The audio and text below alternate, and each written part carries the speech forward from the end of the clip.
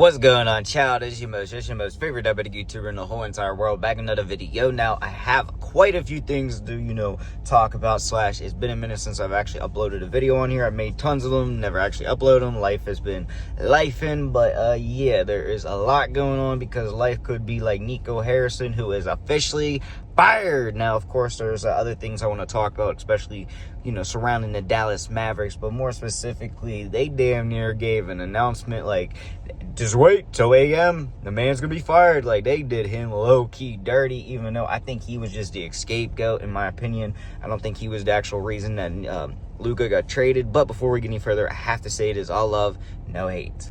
Okay, so first thing first, obviously the main topic of this video is Nico Harrison has officially been fired. Now, yeah, that Luka Doncic trade was a mistake, but at the same time, when the Mavs are healthy, I feel like they could contend, and honestly, they're not healthy, so I feel like that's where the big disaster goes down. But it's always been like a ticking clock of how long Nico Harrison's actually gonna be here, and honestly, yeah, I just seen this coming. I think everybody in the damn world seen this coming. Even if you don't know basketball, you probably still seen this one coming. And also, pause. God dang, I said that word too many damn times. But also, I think a lot of people also see him eventually getting signed to the Lakers. I don't know what kind of field, position, etc., etc.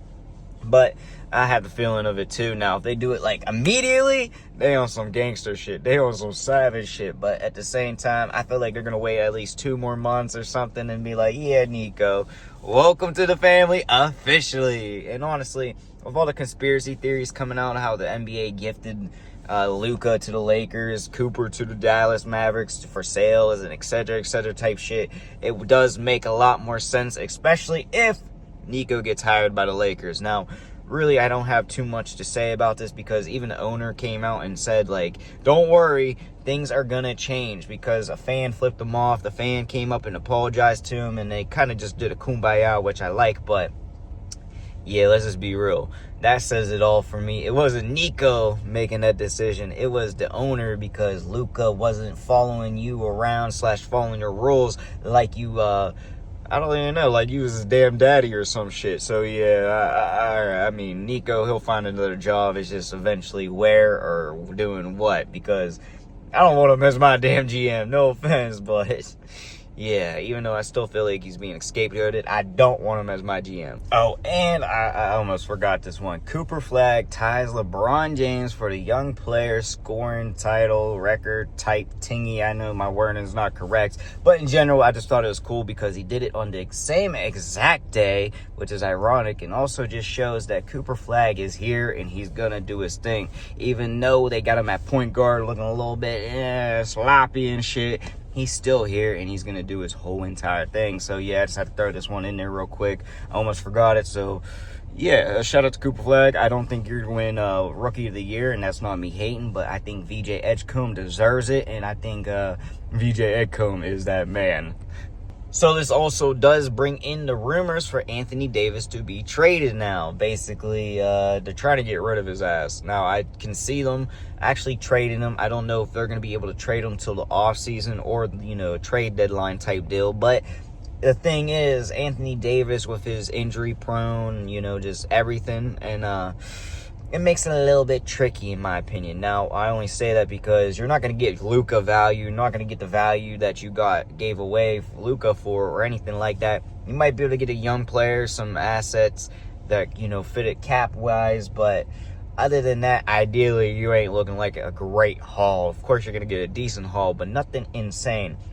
And realistically, I don't know where I would like to see him go. If you could trade him to Chicago for something, maybe send his ass back to his hometown, or I don't know. Ideally, I don't know where AD should go, especially since he's iffy when he's healthy. I mean, he's not healthy all the time, but when he is healthy, he's a beast. So I just don't want to send him to a rebuilding team or just a team that he'll just go rot on or something. But yeah, it's getting a little bit limited out here, but I can see them moving him for something slight, nothing insane. So somewhat of a win. You get more assets, but still without Luka. I mean, shit, if y'all could have had Luka and Cooper, oh my God, that shit would have been insane. But you gotta sell your had to sell your soul somehow, I guess. Now it is being reported that another team does seem like they are ready to ship everybody away and rebuild, and honestly I think it's about time. After, you know,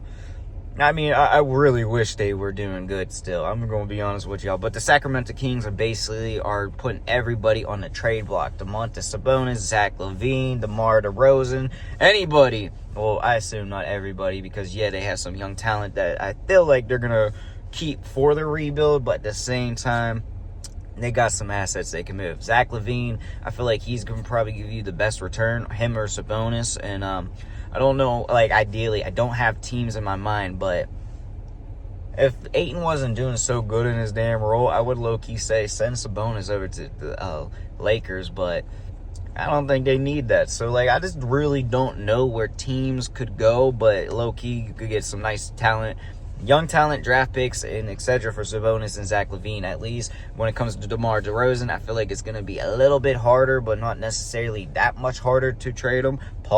And you still will be able to get assets. I just don't think it's going to be anything close to what you can get for Sabonis or Zach LaVine. Now, at the same time, it's still going to be at least one pick, maybe a couple second rounders, and a young player. Low key, I don't know if they do it, and I'm not a Lakers fan, so don't just keep saying it. Just popped in my head. But Dalton Connect, a couple second rounders if possible for DeMar DeRozan. What do you put, Gabe Vincent in that shit? Hell yeah, do that shit.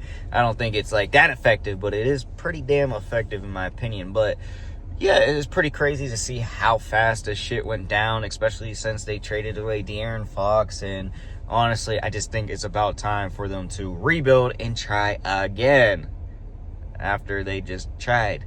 But it's all right. I'm a Pistons fan, so I'm used to disappointment. So I understand, Kings. I understand. Now, I'm going to have the video playing while I talk, but it is being reported that Reggie Bullock, yes, he is a former, he doesn't play anymore, but he was a former player, but he bought an island.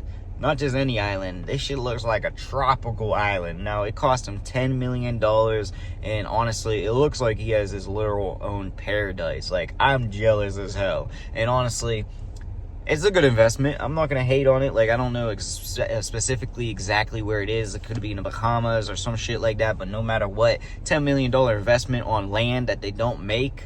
Yeah, the only way you're going to lose your profit is that shit gets sunken down into the bikini bottom, which I'm not hoping for, knock on wood. But it's dope as hell. It's cool to see. And honestly, it's just something random and cool that I was like, all right.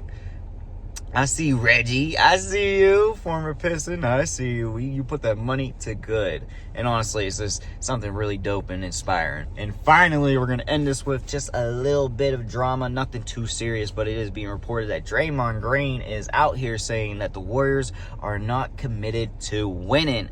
Basically, he came out with a quote where he said, last year, oh yeah, we were all, previous years, not just last year. Previous years, oh yeah, we were all about it. We were all focused on winning, doing whatever we have to do to win. But this year, it just don't feel right. And, you know, shit just don't feel right in general is kind of what I'm getting the gist of it. And honestly, I hate to say it, but I feel like Draymond Green just does not realize that they're not the same Warriors team. Okay? You got Jimmy Butler and shit. Yeah, it's still a good team, but you're not the same Warriors team you were before you got rid of Clay and all that type of shit. You're younger, you have different people molding around, and honestly, it just seems like a clusterfuck on some spots, in my opinion. Now, like the Jonathan Kuminga thing, I feel like he's going to get traded eventually, so whatever asset they get for him, and shit, they might even trade Draymond Green. I don't know to who, but they might eventually think about it / do it. So, you know, I could low-key see that go down. But do I hope so? Not necessarily, because I'd like to see Draymond Green retire there, or screw it. If we could get him for the right deal, and if he wants to take some little less money, come to Detroit. Come home. Come to Michigan. But, yeah, that's really all I got to say about all these. But let me know what y'all think in the comment section down below. But like I said, this is all I got for y'all. Peace.